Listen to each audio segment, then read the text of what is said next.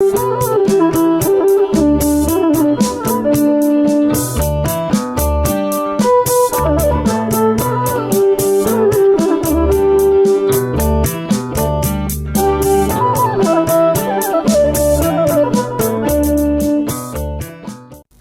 زخبركم تخاطتلتي مدبات سينما سمر كما يقنيكم اما نحجي كاب سريركم لنا نبغاتكم دقيمنا كنبلا سنة مكتتال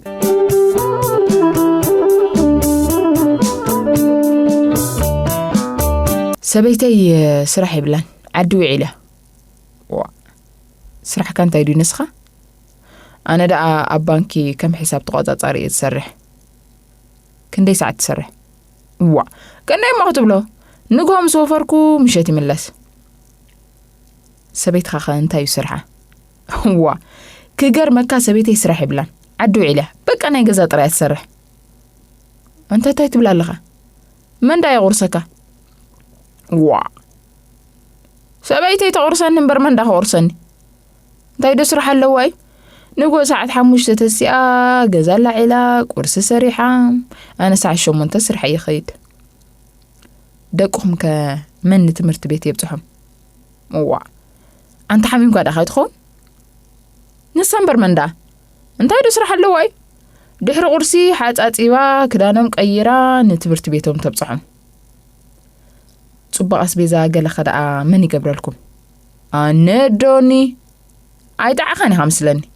سبيتين بار من دخل قبرلنا دايرو سرح اللواي حراين بار مشيت كاب سرح مساعد خخا انت يتقبر كاب سرح مساعد غون بسيطة حاتات إباز تقرب اللي نسا سرحتو تصنح درار مالتيو بلعي سلاح اللي إزرقس سبيت خخا شو عتا يتقبر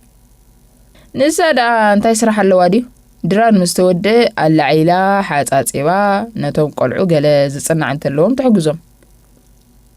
سبيت خا ساعات كنا يترقص مالتيو ساعات كنا يمخون بلو أنا سرح وعيلة سلازمت أقول دقاس متان كرقص بجزية يزرقص أنت نساقن سرح سلازي بالله أو جزانا بتن كتبل نعان ساب سفرق ليتي حلف أنت يتبل ودي ماسكنيتي نساب زي مقرات 10 ساعات بزي دومس بزي سيرتيفيكيت بزي زخون أفلط أتسرح نسهاد ما شو ساعات مس أولون سيرتيفيكيتون قال أنت سرح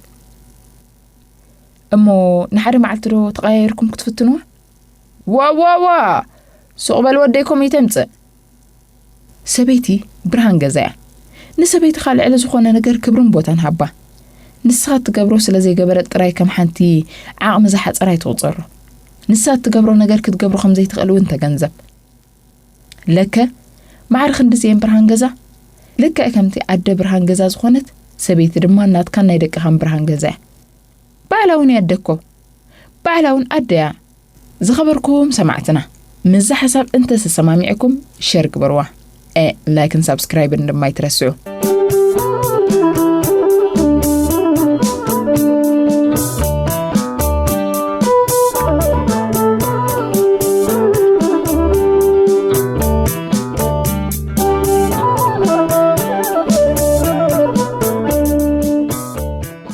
أبجز يسقطوا وركب قلتفكا سمعتك مودع مالت بفساس انتي مالت يوم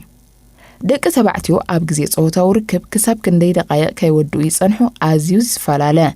سبعي مثلو ويبلعتو أبلعتي قوال نستيسن نسيتوا 500 كاب سبقوت أب تحتي 5 دقائق سمعتهم يودؤون زترفو 500 دما لعل دقيق يصنحو نأبنت سبعي دحر 3 دقائق كودن دحر 8 دقائق كودن نبوليو دق تبعتيو عزيم قلطفهم زودو خوينو يسمعهم مخنياتو كالو السبقو تنويح زصنحو سلازمسلهم كم اوغنا يكونن اتحقي انت دا ابانا كلت دا طراي كوينو ازون نبوريو قلطف زبحال لك عمتلو ابلعتو قال نستيت مساتوا اب تحتي حنت دا مزفسسيو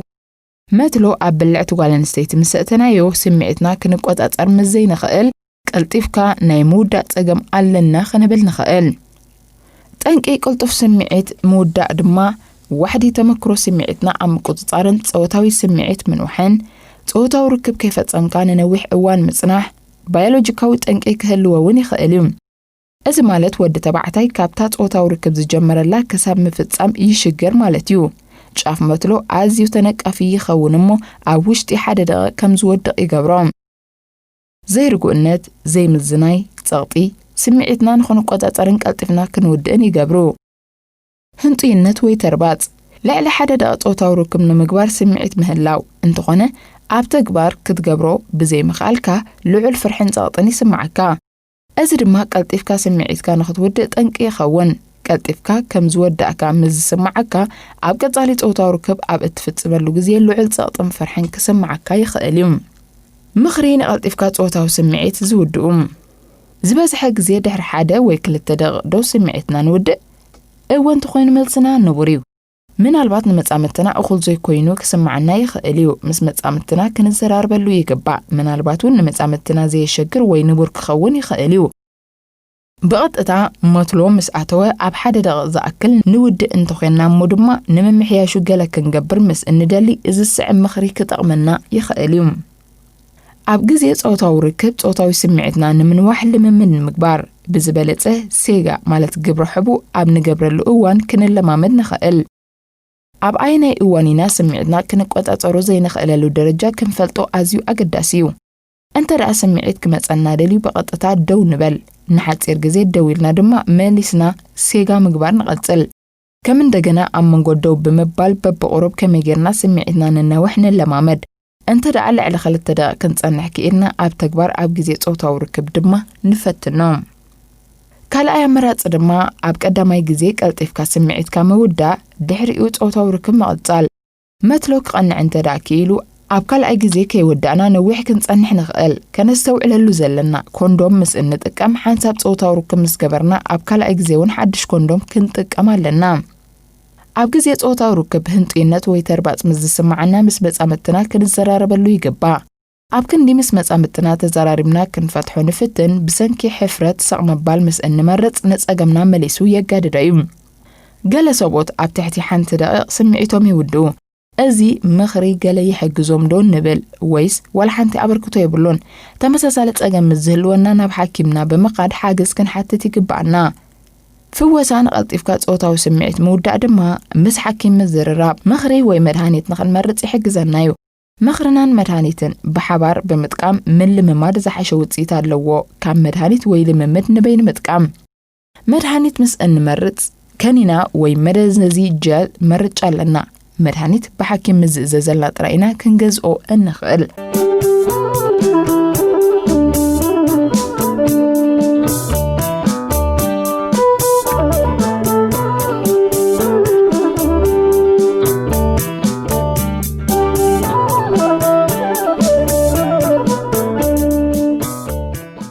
ግዜ ዘማዕበልክዎ ውልፍ ግብረ ሕቡእ ቀጻሊ ዘተግብሮ ነገር እናኾነ መጽኡ ኸዓ ካብ ድኻምን ቅርጥማትን ሓሊፉ ንመጻኢ ኣብ ውላድ ጸገም የምጽኣለይ ዶ ኣብ ደቂ ኣንስትዮ ንዕቀት ወይ ጽልኣት ስለ ዝስምዓኒ ኸዓ ንቐጻሊ በይነይ ከሕልፎ ምኽሪ ለግሱለይ ኩሎም እኳ እንተዘይበልና ዝበዝሑ መንእሰያት ዘዘውትርዎ ተግባር ምዃኑ ይፍለጥ ግብረ ሕቡእ ብባህርያዊ ድሌት ዝመጽእ ስምዒት እዩ ብዓይኒ ሕክምና እውን ንቡር ምዃኑን ኣካላዊ ይኹን ስነ-ኣእምራዊ ጸገም ከም ዘይብሉን ዝፍለጥ ግብረ ሕቡእ ምፍጻም ነውሪ ጽያፍ ብዕልግና ሓጢያት ኮይኑ ዝስምዖም ኣዝዮም ብዙሓት መንእሰያት ኣለዉ ነዚ ነገር እዚ ብምፍጻሞም ከዓ ናይ ሕልና ወቐሳ ክስምዖም ይርአ ግን ከምኡ ክኸውን ከም ዘይግብኦ ብዙሓት ተመራመርቲ ስነ ህይወት ይገልጹ ኣብ ደቂ ኣንስትዮ ንዕቀትን ጽልኣትን ዝሕድር ከም ዝመስለና እቲ ንደቂ ኣንስትዮ ብዓይኒ ስጋዊ ርክብ ጥራይ ምጥማት እዩ ነዚ ብዙሕ መዳያዊ ኣጠማምታ ደቂ ኣንስትዮ ብምጥራይ ከተወግዶ ከም እትኽእል ንግምት እቲ ድኻምን ቅርጥማትን ካብ ብብዝሒኡ ክኸውን ዝኽእል ስለዚ ኣድህቦኻን ተመስጦኻን ናብ ዝቕይሩልካ ቦታታት ሰባት መጽሓፍቲ ክትቅይር ፈትን ኣብ ከባቢና ዝተቐረበ መኣዲ ህይወት ኣዝዩ ብዙሕ እሞ ነዚ ንምልምማድ የሸግረካ ኢልና ኣይንኣምንን ኢና